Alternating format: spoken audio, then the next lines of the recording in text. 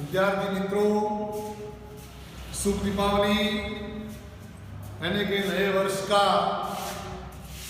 साल मुबारक। आज द्वितीय सत्र की शुरुआत कक्षा 6 विषय हिंदी विषयांक काव्य 1 इतनी शक्ति हमें देना दाता। प्रथम सत्र में हम हिंदी में पढ़ चुके और द्वितीय सत्र में अब काव्य की शुरुआत यहाँ होती है। काव्य 1 है।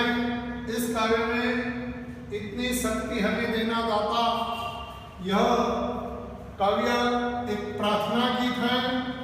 प्रार्थना गीत परीक्षा में पूछा जाता है कि इस काव्य का प्रकार, तो काव्य का प्रकार जब पूछा जाए तो काव्य का प्रकार प्रार्थना गीत है। प्रार्थना की शुरुआत पढ़ाई में होती है तो कक्षा 6 में कवि ने या एक अभिलाष के स्वरूप में हमें काव्य दी है। इस काव्य से हमें प्रेरणा मिलती है। आने वाले भविष्य में भी हम इस काव्य के बारे में सोचें, समझें और विचार कर। जब तुम बड़े होंगे तब भी काव्य की पंक्तियां मुख पर होनी चाहिए और जीवन में कुछ न करे खराब, ऐसी बात इसमें की गई है। तो सभी छात्रों को ये काव्य की जो पंक्तियां हैं वह अच्छी है, गीत गाने जैसी हैं। इतनी शक्ति हमें देना दाता, मन का विश्वास कमजोर होना,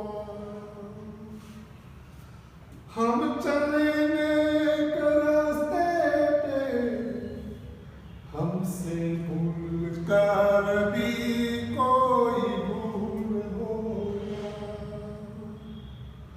इतनी शक्ति हमें देना दाता, मन का विश्वास कमजोर हो।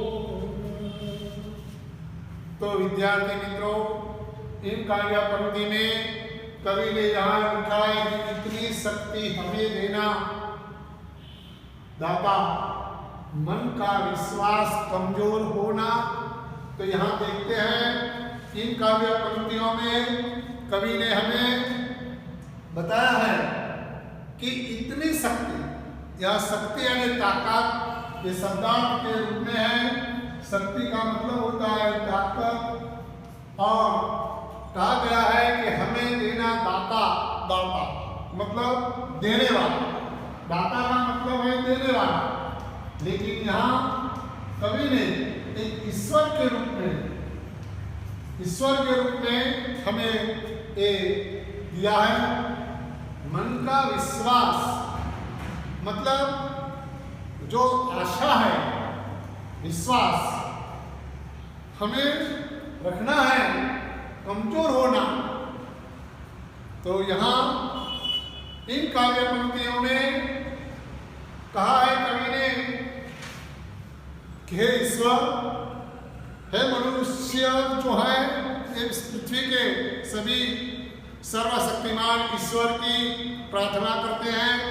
तो देखते हैं कि इस प्रार्थना में कवि ने जो कहा है कि यह कवि करना चाहता है कि इतनी शक्ति है ईश्वर, हमें इतनी ताकत देना कि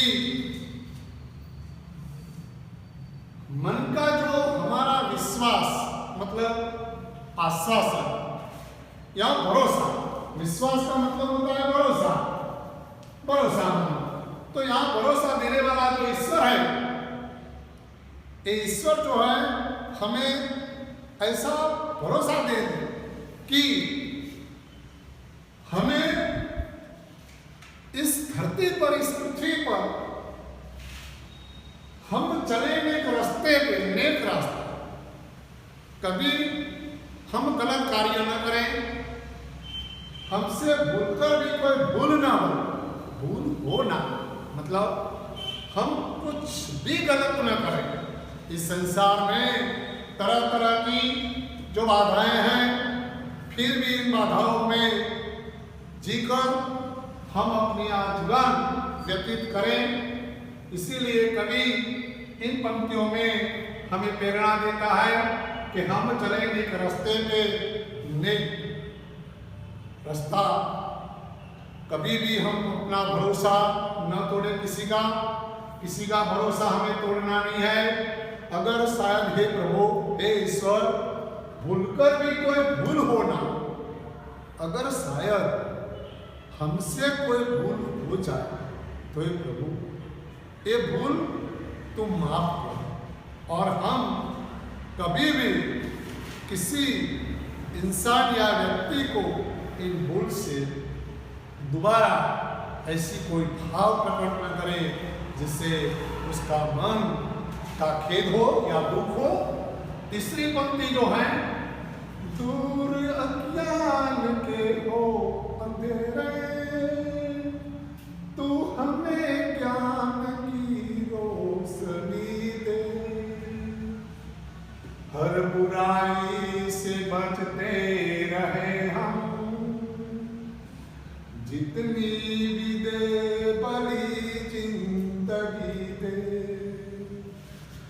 तो इन काव्य पंक्तियों में कवि हमें प्रेरणा देता है कि दूर अज्ञान के हो अंधेरे। अज्ञान मतलब ज्ञान न हो या अज्ञान, ज्ञान न हो ऐसा व्यक्ति, जिसके पास ज्ञान न हो, ऐसी जो अज्ञानता है हमारे में, इस अज्ञानता का जो अंधेरा है, वह उनके अज्ञानता के अंधेरा को दूर करना है। और इस अज्ञानता को दूर करके हे प्रभु, तू हमने ज्ञान की रोशनी दे दे। हम ज्ञान से पूरे संसार के लोगों को ये बताएंगे, ये समझाएंगे, और हम इस अज्ञानता से जो लोगों में दुर्व्यवहार है, इस दुर्व्यवहार को हम हटा देंगे। यहाँ कवि कहना चाहता है कि हे मनुष्य, तू इस संसार में आया है, अगर तुम्हारे मन में किसी भी तरह का द्वेष तो ये गलत। द्वेष कब आता है? तो जब इंसान अज्ञानता की जिंदगी में जीता है। इसीलिए इन पंक्तियों में कवि कहता है कि मनुष्य की अज्ञानता का जो अंधेरा है उसको दूर कर दे हे प्रभु, हे ईश्वर, और तू हमें ज्ञान की रोशनी दे, जिससे हम दूसरों की भलाई कर सकें, हर बुराई से बचते रहे हम। जितनी भी एक जिंदगी हमें जीनी है, तो इन काव्य पंक्ति में कवि कहता है कि हे मनुष्य, तू जो भी इस संसार में, इस पृथ्वी पर जब तक तू तुम्हारी जिंदगी जीता है तब तक की बात है कि तुमसे कभी भी किसी की बुराई न हो। बुराई से बचना ही मनुष्य का भाव होना चाहिए। कोई भी मनुष्य क्यों न हो, किसी के प्रति भेदभाव रखना, किसी की बुराई करना एक अच्छा नहीं। इसीलिए कि अगर तुम्हारे मन में किसी के प्रति जो बुराई की भावना प्रकट हो, तो इस बुराई की भावना दूर हो और हम उसे सुख, शांति और जो मधुवन जैसा यानी कि उत्पन्न जैसा भाव हम दे सकें, ऐसा भाव इन पंक्तियों में प्रकट किया है। तो जितनी भी भली जिंदगी दूसरों की का जीवन जो है उसकी भलाई करना है। के प्रति बैरभाव न रखें। हम जिंदगी में दूसरों की भलाई करें, ऐसी बात की है। यहां लिखा है बैर होना, किसी का किसी से भावना मन में बदले की होना। हम चले नेक रास्ते पे, हमसे कर भी कोई भूल होना। तो इनमें इन पंक्ति में कवि कहता है हे मनुष्य, बैर होना, किसी का किसी से, हमारे मन में किसी के प्रति घृणा, नफरत और बुराई जैसा भाव होता है। अगर किसी ने हमसे किसी भी तरह का मन दुभाया है, फिर भी हमें उन्हें क्षमा, हे ईश्वर ऐसी ताकत दे, ऐसी शक्ति दे, हमें ऐसी ताकत दे, हमारा मन किसी के प्रति बैरभाव की भावना न रखे और हम उसे भाईचारे का भाव प्रकट करें, मतलब शांति जैसा व्यवहार करें, तब मधुवन जैसी जिंदगी बन जाएगी। हम न सोचे हमें क्या मिला है, हम ये सोचे किया क्या फूल खुशियां के बांटे सभी को, सबका जीवन भी बन जाए अपनी करुणा का जल तू बहा के कर दे पावन हर एक मन का कोना। हम चले नेक रास्ते पे, हमसे भूल कर भी कोई भूल हो। इन पंक्तियों में कवि हमें प्रेरणा देता है कि हे मनुष्य, बैर के बाद हम न सोचे हमें क्या मिला, हम ये सोचे किया क्या है। तो इन पंक्ति में कवि मनुष्य से कहता है कि मनुष्य का जो मन दूसरों के प्रति की जो भावनाएं हैं, इस भावनाएं के बारे में बताया है। यहां मनुष्य ये न सोचे कि हमें क्या मिला है, अरे मिला है इससे बेहतर तो यही है कि दुनिया वाले लोगों को हमने क्या अर्पण किया है। अर्पण मतलब दिया है, अर्पण मतलब दिया है, उससे हमने क्या दिया है। हमने किसी के प्रति घृणा न रखी हो, बैर भाव न रखा हो और उसे प्यार भरी जिंदगी से देखा। यहाँ इस संसार में तरह तरह के लोग हैं। इन लोगों में से किसी भी मनुष्य का मन तो दुभाया होगा और ये मन जो दुभा है तो उन्हें हमें क्षमा देना। हमने क्या पाया है, इससे बेहतर तो यही है कि संसार में किसी को कुछ दिया है, कुछ अर्पण किया है, यही सबसे बड़ी बात है। ये इन पंक्तियों में कवि ईश्वर के प्रति हमें इन प्रार्थना गीत में ऐसी भावनाएं प्रकट करने की बात करता है कि ऐसा भाव हमारे मन में पैदा हो और ऐसा भाव प्रकट हो, ऐसी बात की गई है। तो कवि कहता है कि फूल खुशियों के बांटे सभी को, सबका जीवन भी बन जाए फूल। मधुवन मतलब ऊपर में यहां कवि कहना चाहता है कि बगीचे में जो फूल खिलता है, फूल खुशियां के बांटे जो फूल खिलता है तो चारों तरफ उनकी सुगंध कैसे फैल जाती है। उसी तरह है मनुष्य इस संसार रूपी बाग में, इस संसार रूपी उपवन में हर एक मनुष्य को जिस तरह फूल की सुगंध चारों तरफ फैल जाती है, उसी तरह हमें खुशियां ही खुशियां बांटना है। जब हम खुशियां बांटेंगे मतलब यह है कि हम किसी को मान देंगे तब हमें सम्मान मिलेगा। अगर तुम मान ही नहीं देंगे तो सम्मान की आशाएं कहाँ है? इसीलिए इन पंक्तियों में कवि ने कहा है कि मनुष्य संसार रूपी वन में तुम्हें सभी मनुष्य के प्रति खुशियों की भावनाएं प्रकट करना है। अगर तुम दूसरों को स्नेह देंगे तो तुम्हें स्नेह प्राप्त होंगे। अगर तुम स्नेह ही नहीं देंगे तो तुम्हें स्नेह कहां से मिलेगा? इसीलिए इन पंक्तियों में कवि कहते हैं कि इस संसार में जो वन है उसमें सभी को हमें खुशी बांटना है। अगर हमसे कोई मनुष्य कुछ भी सोचे, कुछ भी समझे, लेकिन हमारा कर्तव्य दूसरों के प्रति भावनाएं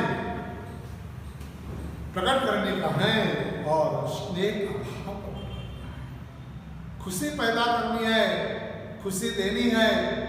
अगर कोई हमें बुरी तरह के देखें तो भी हम जो कार्य करते आए हैं ऐसा कार्य ही करना है। जीवन इस संसार के जीवन में तो तरह तरह के यानी कि कई तरह के कांटे आते हैं। इन कांटे को भी हमें एक पुष्प की तरह प्राप्त करना है, फूल की तरह उन्हें लेना है और सभी को इस संसार के सभी मनुष्य को हमें फूलों की तरह एक खुशियां बांटनी है। सबका जीवन भी बन जाए मधुवन पूरे संसार में, तब मधुवन बन जाएगा। हर इंसान एक दूसरे के प्रति सबका भाव प्रकट करेंगे, एक दूसरे के प्रति शांति रखेंगे, एक दूसरे के प्रति खुशियां बांटेंगे, सबका हाल चाल पूछेंगे और हो सके तो दूसरों का दुख दर्द हम दूर कर सकें तो ये पूरा संसार मधुवन बन जाएगा।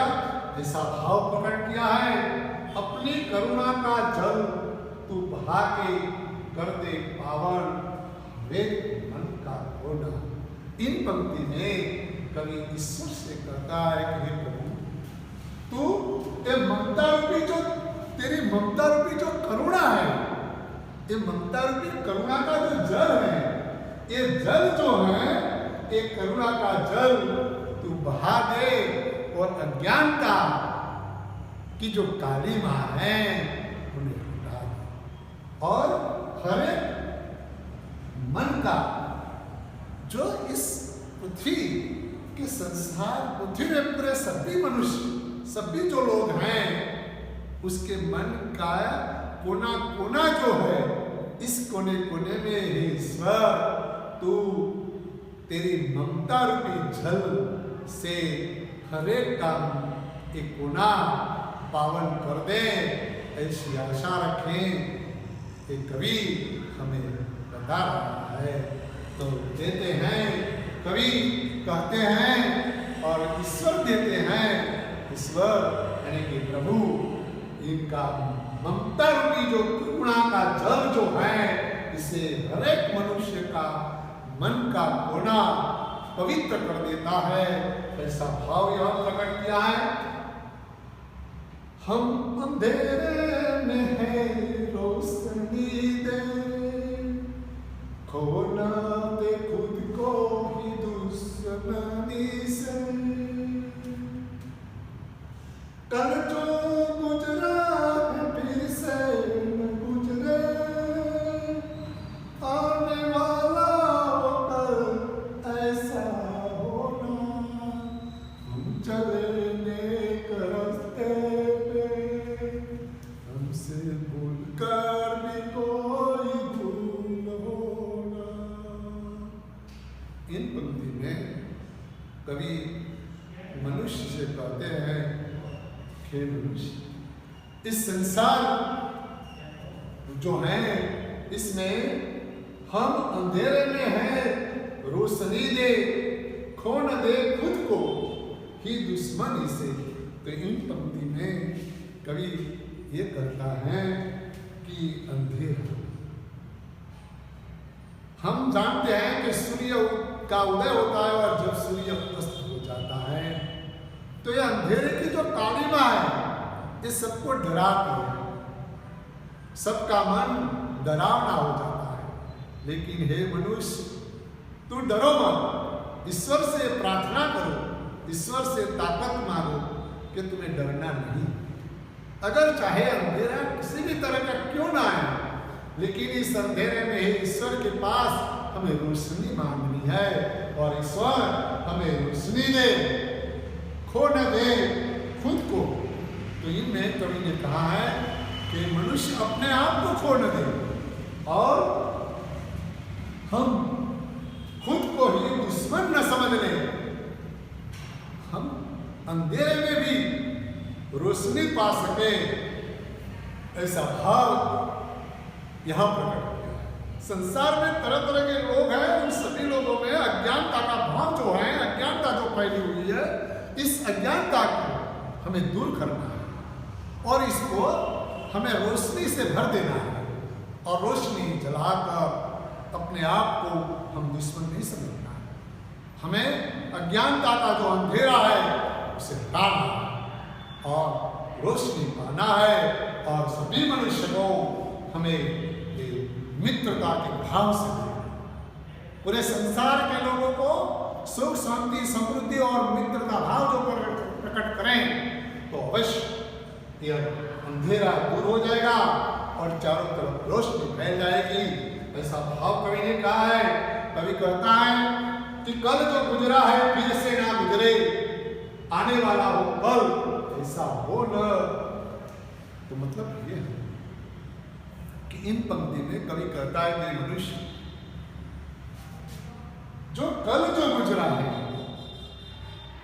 पूरे संसार के लोग सुख की चैन से नहीं जीते होंगे, हर एक के जीवन में कष्ट दुख आए होंगे, लेकिन गया कल जो है गुजर चुका है, मतलब बीत गया है, गुजरे मतलब बीते, गुजरा मतलब बीता, ये बीता गया कल, मतलब जो दुख दर्द से भरा हुआ हो ये दुख दर्द दूर हो जाए और एक गया कल फिर से ऐसा न हो, ऐसा भाव यहाँ कवि ने ईश्वर के समक्ष मतलब प्राप्त करने की कोशिश किया है, प्राप्त किया है। कवि कहना चाहता है कि मनुष्य कल जो गुजरा ये अब आने वाला जो कल है ये गया हुआ कल जैसा हो। हमने पूरा जीवन दुखों में बिताया हो तो आने वाला कल भी दुख में न बीते, ऐसा भाव प्रकट किया है।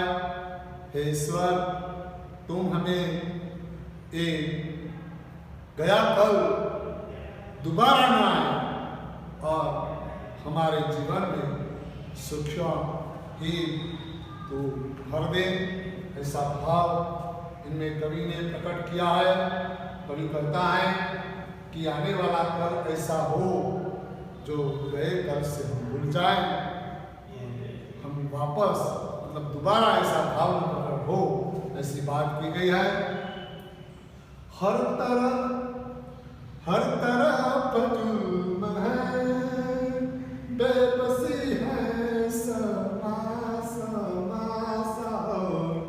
आदमी है, पाप का बोझ बढ़ता ही जाए, जाने कैसे डरती तभी है, बोझ ममता से तू ये उठा ले, तेरी रचना का ही अंत होना, हम चले नेक रास्ते पे, हमसे भूलकर कोई भूल हो।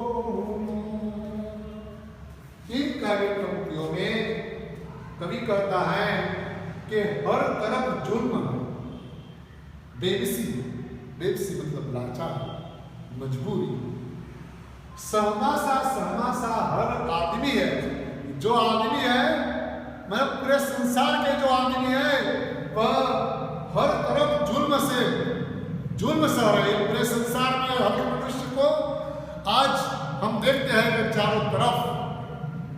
चारों तरफ यहाँ पाप तरफ जुल्म है, इस जुल्म से हमें बचना है, इस बेबसी से बचना है, इस लाचारी से बचना है, इस बेबसी जो है, ये मजबूरी जो है, ये लाचारी जो है, इससे हमें बचना है। यह सहमा सा हर आदमी है, पूरे आदमी को, पूरे संसार के आदमी को इससे बचना है। और कभी ये कहना चाहता है कि आज चारों तरफ जुल्म है, फिर भी लोग इस जुल्म सह रहे हैं। इस जुल्म को सहना अच्छी बात नहीं है।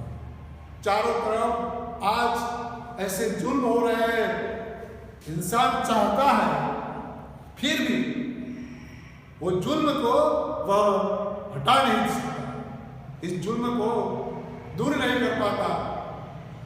इसीलिए यहाँ कवि ने कहा है कि पाप का बोझ बढ़ता ही जाए। इस पूरी संसार में आज पाप का बोझ बढ़ता जाता है। जाने कैसे धरती कभी है, मतलब आज इस धरती पर लोग जुल्म से जुल्म कर रहे हैं, कई लोग जुल्म को सह रहे हैं। आज पूरा जो ये पृथ्वी है, पूरी धरती जो है वो थम गई है। कोई भी इंसान इस जुल्म को हटा नहीं सकता।